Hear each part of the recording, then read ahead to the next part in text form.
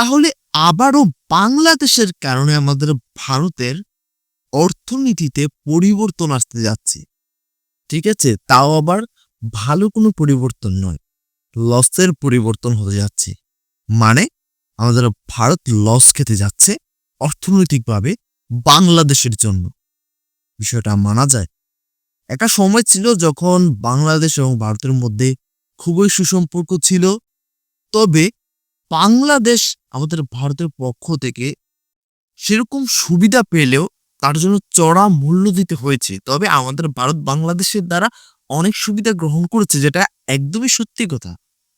ঠিক আছে, যখন বাংলাদেশের সরকারের দায়িত্বে শেখ হাসিনা ছিলেন তখন কিন্তু তিনি ভারত মতপুষ্ট ছিলেন। হ্যাঁ, এই বিষয়টা কিন্তু আমি বুকে হাত দিয়ে বলতে পারি, তিনি ওনার দেশকে নিয়ে অতটা চিন্তা করেননি। ওনার দেশ রসাতলে যাক সেটা নিয়ে তিনি ভাবেননি, তবে তিনি আমাদের ভারতকে খুশি করার জন্য সবকিছু করেছেন। তো যাই হোক, এখন মূল বিষয় আসি। ভিউয়ার্স, আজকে আমি সায়েন্স ভিডিও ইউটিউব চ্যানেল থেকে নেওয়া অন্যরকম একটা অর্থনৈতিক রিলেটেড ভিডিওর উপর রিঅ্যাকশন দিতে যাচ্ছি। হ্যাঁ, আর আজকে আমি যে ভিডিওটার উপর রিঅ্যাকশন দিতে যাচ্ছি, ভিডিওটার শিরোনামটা আমি আপনাদেরকে পড়া শোনাচ্ছি। শিরোনামটা হচ্ছে ভারতের দাদাগিরি শেষ, চালু হলো ঝিল বাংলা চিনিকল। আচ্ছা, এখন হয়তো অনেকেই ভাবছেন যে বাংলাদেশে একটা চিনিকল চালু হচ্ছে বা চিনিকলই তো চালু হচ্ছে, তা এখানে দাদাগিরি শেষ হওয়ার কি আছে? আসলেই তো কি আছে এখানে। হ্যাঁ ভিউয়ার্স, আজকে ইন ডিটেলস চলুন দেখে এসে এবং জেনে আসি কি আছে। আসলে কি অর্থনৈতিকভাবে কোনো ব্যাড ইম্প্যাক্ট পড়তে যাচ্ছে নাকি না? হ্যালো ভিউয়ার্স, আমি রুবেট আছি আপনাদের সঙ্গে, আর আপনারা দেখছেন পোলার ট্রিক্স ইউটিউব চ্যানেল। তাহলে চলুন ভিউয়ার্স, আপনাদের সঙ্গে একসঙ্গে মিলে সম্পূর্ণ ভিডিওটাকে দেখে এসে এবং বিস্তারিত বিষয়টা জেনে আসি। Let's get started. বন্ধুরা, গত 17 বছরে বাংলাদেশের যতগুলো রাষ্ট্রীয় চিনিকল রয়েছে সেগুলোকে এক প্রকার পরিকল্পিতভাবেই দুর্বল করে রেখেছিল শেখ হাসিনা সরকার, এবং এক পর্যায়ে এই চিনিকলগুলো থেকে কোনো রকম চিনি উৎপাদন করছিল না শেখ হাসিনা। এমনকি দিনের পর দিন লোকসান গুনতে থাকে চিনিকলগুলো। একসময় শেখ হাসিনা ভারতের কথা মতো এবং নরেন্দ্র মোদীর কথা শুনে এই চিনিকলগুলোকে বন্ধ করে দেয়। এর ফলে এসব চিনিকলে কর্মরত যেসব শ্রমিকরা ছিল তারা তাদের কর্ম হারায় এবং বাংলাদেশ হারায় তার রাজস্ব। এক এক করে বন্ধ হতে থাকে দেশের বড় 6টি চিনিকল। শেখ হাসিনা ভারতের কথা মতো বাংলাদেশের বড় বড় 6টি চিনিকলকেই একদম বন্ধ করে দেয়। এরপর থেকে চূড়ায় পথে আসে ভারতের নিম্নমানের অস্বাস্থ্যকর ভেজাল চিনি, এবং এই ভেজাল চিনিগুলো সারা বাংলাদেশে এমনভাবে ছড়িয়ে পড়ে যে পুরো দেশের মানুষের স্বাস্থ্য ঝুঁকিতে ফেলে এই চিনিগুলো। এতে করে চরমভাবে ক্ষতিগ্রস্ত হয় বাংলাদেশের দেশীয় চিনি শিল্প প্রতিষ্ঠানগুলো। ফলে প্রতি বছর হাজার হাজার কোটি টাকা লোকসান গুনতে হয়েছিল এই চিনিকলগুলোকে। এরপর 5ই আগস্টে যখন শেখ হাসিনার পতন ঘটল এবং শেখ হাসিনা দেশ ছেড়ে পালালো, তারপর দেশের ক্ষমতায় আসে অন্তর্বর্তীকালীন সরকার, এবং অন্তর্বর্তীকালীন সরকারের প্রধান উপদেষ্টা ডক্টর মোহাম্মদ ইউনূস একের পর এক এমন এমন সব সিদ্ধান্ত নেয় যা কাঁপন ধরায় ভারতের বুকে, এবং দেশের বন্ধ চিনিকলগুলোকে শীঘ্রই চালু করার ঘোষণা দেন তিনি। এবং তিনি বলেন, আমরা আর ভারত থেকে চিনি আমদানি করব না, আমাদের দেশে যথেষ্ট আখ উৎপাদন হয়, আমরা সেই আখ দিয়ে দেশের চাহিদা পূরণ করে বিদেশে চিনি রপ্তানি করব। এবং না, ওনার কথা কিন্তু একদমই ঠিক আছে। দেখুন, বাংলাদেশের মধ্যে যদি যথেষ্ট পরিমাণে আখ উৎপাদিত হয় বা চাষ হয়, তাহলে প্রয়োজন কি অন্য দেশ থেকে চিনি ক্রয় করা বা চিনি আনার? হ্যাঁ, ওনার চিন্তা ভাবনা একদমই ঠিক আছে, যেটাকে ব্যক্তিগতভাবে আমি সমর্থন করছি। তাহলে চলুন ভিউয়ার্স, বাকি অংশটা দেখে আসি। বাংলাদেশের যতগুলো চিনি কলকারখানা রয়েছে সেগুলোকে আবার চালু করার ঘোষণা দেন তিনি।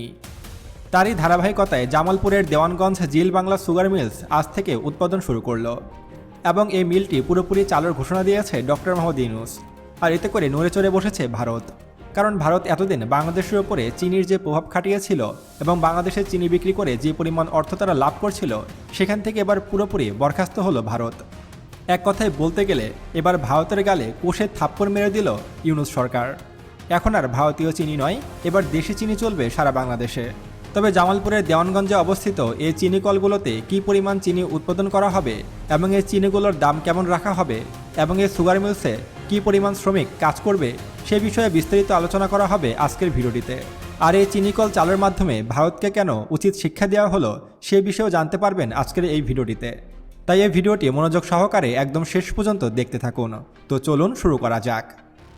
বন্ধুরা, জামালপুরের অন্যতম প্রাচীন ও ঐতিহ্যবাহী ভারী শিল্প প্রতিষ্ঠান জিল বাংলা সুগার মিলস লিমিটেড, যা 1957 সালে তৎকালীন পাকিস্তান ও নিউজিল্যান্ড সরকারের আর্থিক ও কারিগরি সহায়তায় স্থাপিত হয়েছিল এবং এটি অনেক পুরনো একটি বাংলাদেশের চিনিকল এবং বাংলাদেশের প্রথম যে 3টি চিনিকল ছিল তার মধ্যে অন্যতম চিনিকল হলো এটি এবং এই চিনিকল থেকে প্রতি বছর হাজার হাজার মেট্রিক টন চিনি উৎপাদিত হতো এবং এইসব চিনির গুণগত মানও ছিল অন্যান্য দেশের চিনির তুলনায় অনেক ভালো।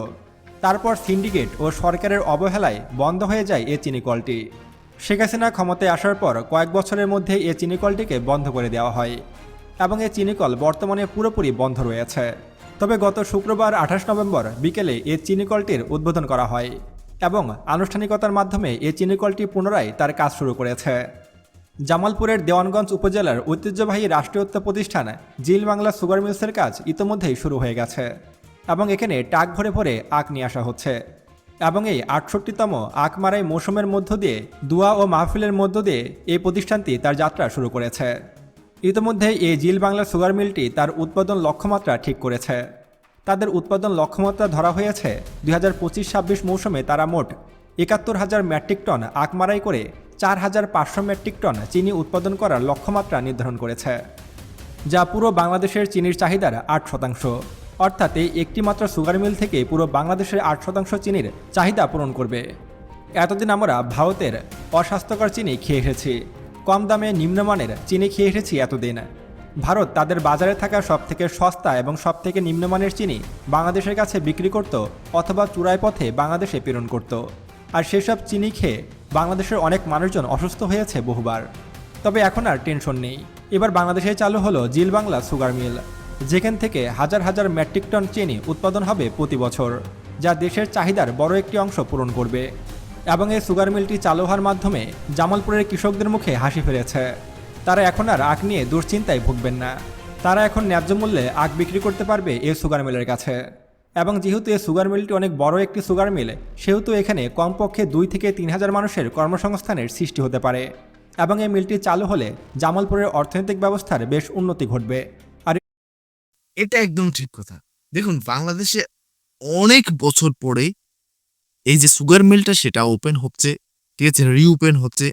তো সে জায়গা থেকে বাংলাদেশের যে চিনির চাহিদা সেটা তো পূরণ হবেই এবং অনেক মানুষের কর্মসংস্থান হবে, যে বিষয়টা আমার কাছে অনেক বেশি ভালো লাগছে।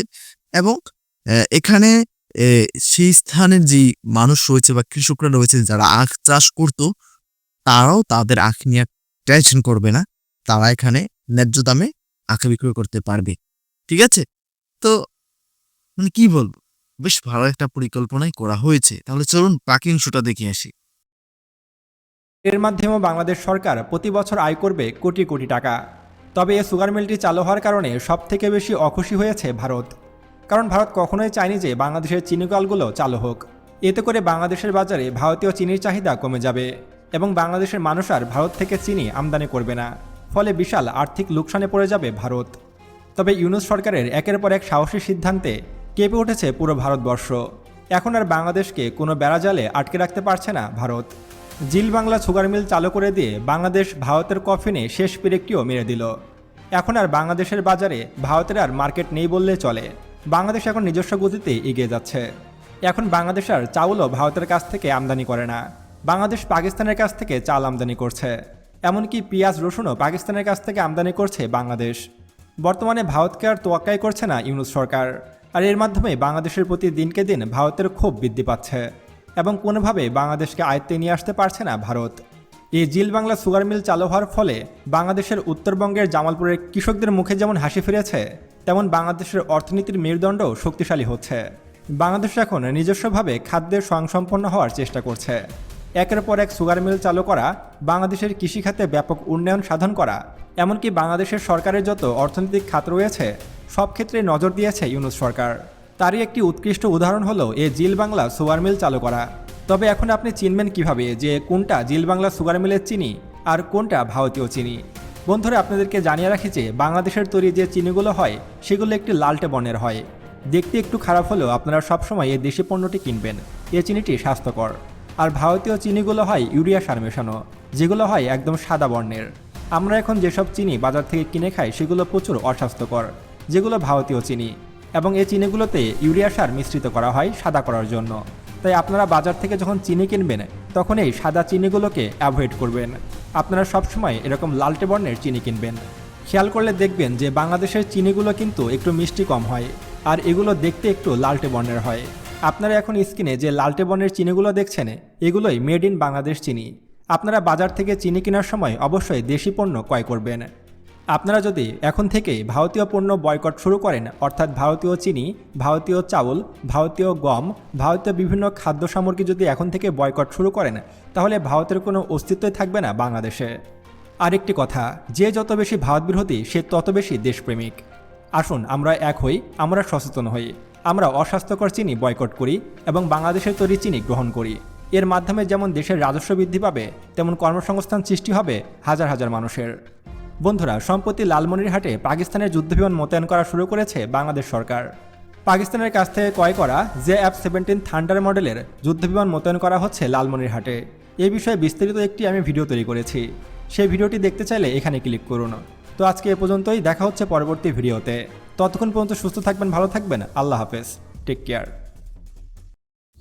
তো ভিউয়ার্স, সম্পূর্ণ ভিডিওটা তো আপনারা দেখতেই পেলেন। আশা করি আপনারা আমার মতো বুঝতে পেরেছেন যে কি কারণে আমাদের ভারতের অর্থনীতির উপর একটা ইম্প্যাক্ট পড়তে যাচ্ছে বাংলাদেশের জন্য। তো একটা বিষয় খুবই খারাপ লাগলো পুরোটা জানার পরে, যে বাংলাদেশের মধ্যে আসলেই আমাদের ভারত দ্বারা অনেক চক্রান্ত হয়েছে, যেটা আসলে মেনে নেওয়ার মতো না। ঠিক আছে, দেখুন, এখন বাংলাদেশের মানুষকে আমাদের ভারতের অনেক মানুষই অপছন্দ করে, বা বাংলাদেশের নাগরিকদের অপছন্দ করে, কথা বাংলাদেশকে অপছন্দ করে। কিন্তু একবার যদি বাংলাদেশের নাগরিকদের স্থানে গিয়ে তারা আসলে বিচার বিবেচনা করে, তাহলে আসলে বুঝতে পারবে যে তাদের বোঝার যেই সক্ষমতা রয়েছে সেখানে অনেকটাই কমতি রয়েছে। যদি ভারতের মধ্যে বাংলাদেশের সরকার দ্বারা প্রভাবিত হতো, বা বাংলাদেশের সরকার দ্বারা ভারতের সব স্থান প্রভাবিত হতো, তাহলে বিষয়টা কি মেনে নেওয়া সম্ভব হতো? জাস্ট ঠান্ডা নলেজ যে আপনি ভাববেন যে আসলে কি মেনে নিতে পারতেন বিষয়টা? পারতেন না। তো সেই জায়গা থেকে বর্তমানে বাংলাদেশ ঘুরে দাঁড়ানোর চেষ্টা করছে। যাই হোক ভিউয়ার্স, আরেকটা বিষয় বলি, এই যে চিনির যে বিষয়টা, আসলে এই বিষয়টা কিন্তু অত্যন্ত গুরুত্বপূর্ণ একটা বিষয়। ঠিক আছে, আর চিনি হচ্ছে খাবারের একটা বস্তু। তো সেই জায়গা থেকে যদি খারাপ মানের চিনিগুলো যদি বাংলাদেশে পাঠানো হয়, তাহলে এখানে কিন্তু বাংলাদেশের মানুষের স্বাস্থ্যের যে ঝুঁকি থাকে সেটা কিন্তু রয়েই যায়। তো যাই হোক ভিউয়ার্স, আপনারা যারা বাংলাদেশ থেকে ভিডিওটা দেখছেন, অবশ্যই আপনারা কি বাংলাদেশের মার্কেটগুলোতে, দোকানগুলোতে বাংলাদেশের যেই লালচে বর্ণের যে চিনিগুলো রয়েছে সেগুলো কি অ্যাভেলেবেল পান কিনা, অবশ্যই কমেন্ট করে জানাতে ভুলবেন না। আরেকটা বিষয় বলি আপনাদেরকে, অবশ্যই মাথায় রাখবেন, হোক সেটা যে কোনো ধরনের চিনি, কিন্তু একটা বিষয় মাথায় রাখবেন যে চিনি কিন্তু স্বাস্থ্যের জন্য খুবই ক্ষতিকর। ঠিক আছে, যত বেশি আপনি সুগার এড়াতে পারবেন তত আপনার স্বাস্থ্য ভালো থাকবে। তো যাই হোক ভিউয়ার্স, আশা করি বুঝতে পেরেছেন। তো ভিউয়ার্স, আজকের ভিডিওটা কেমন লেগেছে আপনাদের কাছে অবশ্যই কমেন্ট করে জানাবেন। আর যদি ভালো লেগে থাকে অবশ্যই ভিডিওতে একটা লাইক করে দিবেন, চ্যানেলটাকে সাবস্ক্রাইব করতে ভুলবেন না। বিদায় নিচ্ছি এখানে ভিউয়ার্স, দেখা হবে পরবর্তী কোনো একটা ভিডিওতে। ততক্ষণ পর্যন্ত সকলে ভালো থাকবেন, সুস্থ থাকবেন, টাটা, বাই বাই।